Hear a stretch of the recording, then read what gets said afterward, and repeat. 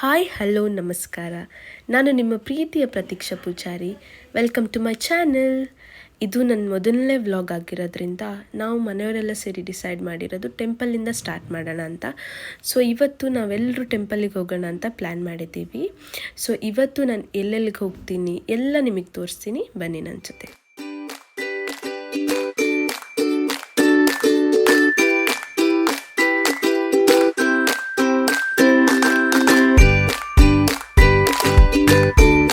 So finally ನಾವು reach ಆಗಿರೋದು Kateel ದೇವಸ್ಥಾನನ.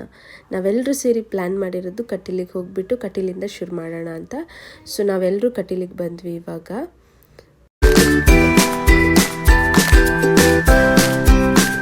So ನಾವಿವಾಗ ಸೇವಾ ಕೌಂಟ್ರಿಗೆ ಹೋಗಿಬಿಟ್ಟು ನಾವೇನು ಸೇವೆ ಕೊಟ್ಟಿದ್ದೀವಿ ಅದ್ರ ಚೀಟಿನ ತಗೊಂಡು ನಾವೆಲ್ಲರೂ ಇವಾಗ ಒಳಗಡೆ ಹೋಗ್ತಿದ್ದೀವಿ ದೇವರ ದರ್ಶನಕ್ಕೆ.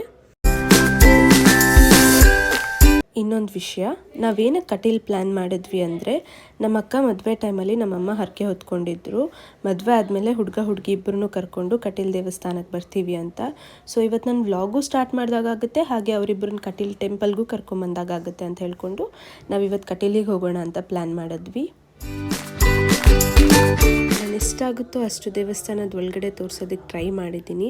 ಯಾಕಂದರೆ ದೇವಸ್ಥಾನದ ಒಳಗಡೆ ಮೊಬೈಲ್ ಅಲೋ ಇಲ್ದಿರೋ ಕಾರಣ ಅವ್ರದ್ದೆಲ್ಲ ಕಣ್ ತಪ್ಪಿಸಿ ಚಿಕ್ಕ ಚಿಕ್ಕ ಗ್ಲಿಮ್ಸ್ ತೊಗೊಂಡಿದ್ದೀನಿ ಅಷ್ಟೇ, ಅದನ್ನು ತೋರಿಸ್ತಿದ್ದೀನಿ.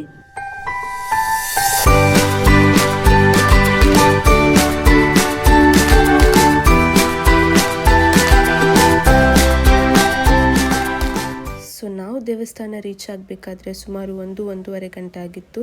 ಸೊ ಹಾಗಾಗಿ ತುಂಬ ಹಸಿವಾಗ್ತಿತ್ತು. ಅದರಿಂದ ದೇವರ ದರ್ಶನ ಮುಗಿಸಿ ಬೇಗ ಊಟಕ್ಕೆ ಹೋಗೋಣ ಅಂತ ಹೋಗ್ತಾ ಇದ್ದೀವಿ.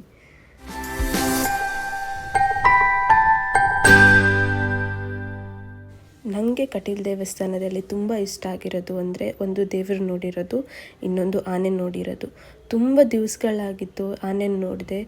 ಯೂಶ್ವಲಿ ನಾವು ಧರ್ಮಸ್ಥಳಕ್ಕೆ ಹೋದಾಗ ಆನೆ ನೋಡ್ತಿದ್ವಿ. ಇವತ್ತು ನಾನು ಕಟೀಲಲ್ಲಿ ನೋಡಿದೆ, ನಂಗೆ ತುಂಬ ಖುಷಿಯಾಯಿತು. ಹಾಗೆ ಆನೆ ನೋಡ್ತಿರ್ಬೇಕಾದ್ರೆ ಎಲ್ಲರೂ ಹೋಗಿ ಆಶೀರ್ವಾದ ತೊಗೊತಿದ್ರು.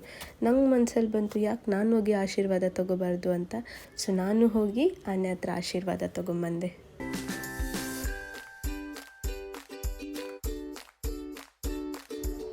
ಸೊ ಹೀಗೆ ದಾರಿಲಿ ಬರ್ತಾ ಹಣೆಕಣ್ಣು ನೋಡಿದ್ವಿ. ನನಗಂತೂ ಹಣೆಕಣ್ಣು ಅಂದರೆ ತುಂಬ ಇಷ್ಟ. ಸೊ ಎಲ್ಲರೂ ಹಣೆಕಣ್ಣು ತಿನ್ನೋಣ ಅಂತ ಹೋದ್ವಿ. ನಮ್ಮ ಕಡೆ ಇದನ್ನು ಹಣೆಕಣ್ಣು ಅಂತೀವಿ, ನಿಮ್ಮ ಕಡೆ ಏನಂತೀರಾ ಅಂತ ಕಮೆಂಟ್ ಮಾಡಿ ತಿಳಿಸಿ.